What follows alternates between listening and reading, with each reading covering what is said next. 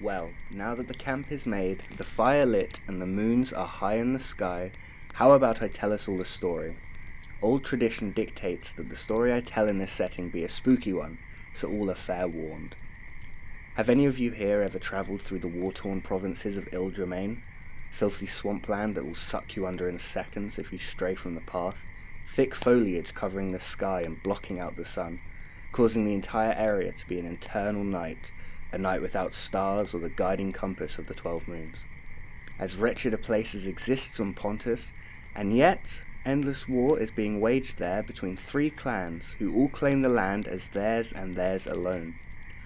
There is a group of elves, known as the Filthane or the Diseased in the common tongue, bandits and skirmishers who appear suddenly and violently from the very ground of the swamp itself, the fearless orcish warriors of the Ilgrathok, hailing originally from the far east across the Sea of Rex. They brought their war beasts with them, gigantic beasts, standing taller than a full-grown man and yet deceptively silent in their tread. The Stithog, more tusk and tooth than any actual flesh in them, and the last thing many an unwary wanderer has seen in those parts. The last of the clans is the Unclean. Our word, not theirs of course, as any from outside their number getting too close find themselves dead pretty damn quick, and back up on their feet even quicker. Cursed necromancers and their experiments. It's no way to be treated once you're at rest, being made to walk and fight, no soul left in you. By my reckoning, the Rotten are going to win out. Every time they engage one, or even both their mortal enemies, losses for the other side just count as growth within the ranks of the Rotten. Filthane magic and Ilgrathokian beasts can't withstand the dread powers that the Rotten can call, and even the mightiest warrior becomes a puppet dancing to their new master's strings, at least if they die in those swamps. The Night of the Dead March was the most decisive victory the Rotten ever won against their enemies, converting scores of elves, orcs, and beasts into their shambling forces. It happened when Minoris was at its peak in the sky, and as you surely know, or at least have heard, when Minoris reigns, the magic in the land grows stronger, and that's all kinds of magic. The orc forces had massed that night and had marched on a major settlement of the Filthane faction, surrounding the encampment on all sides, though Filthane magic and traps were keeping them at bay. Another pointless assault where both sides would incur heavy losses and slink into that murky darkness to lick their wounds. Hells, they happen all the time. The battle raged on for hours, when the screams in the centre of the battlefield took on a different tone. Screams of fear rather than war. The dead had begun to rise again, striking out at their prior companions, their eyes unfocused and their blades and clubs drawn.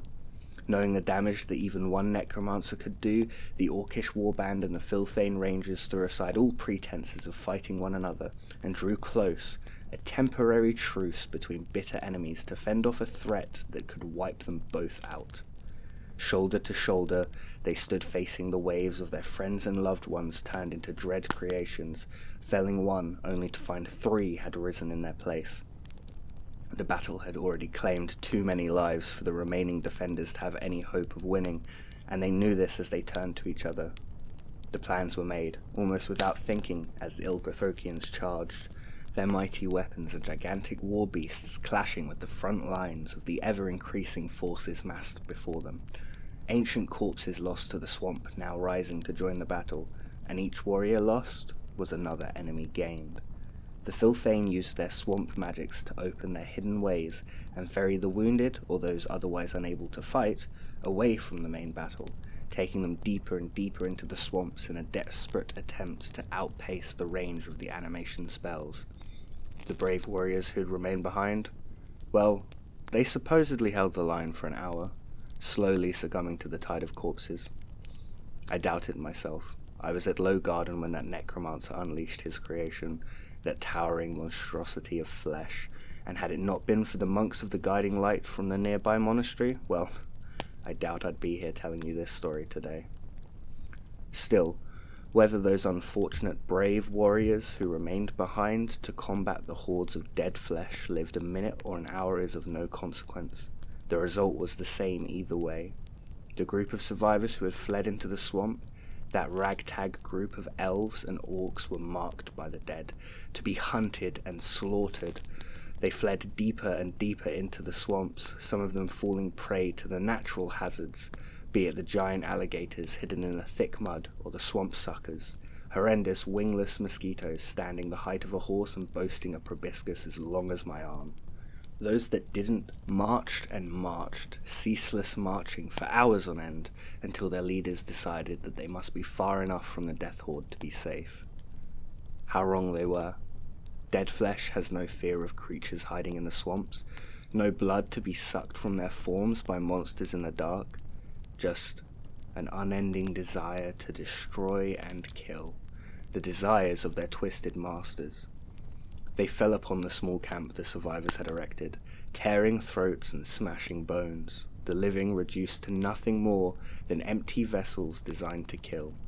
The survivors of this second attack fled again, deeper into the swampland, farther away from their allies, and deeper into that eternal night. Unable to stop to rest or heal their wounded, they left those who were unable to keep up to their fate, knowing full well that if they died within the group, that they would turn and begin the cycle of death and resurrection again.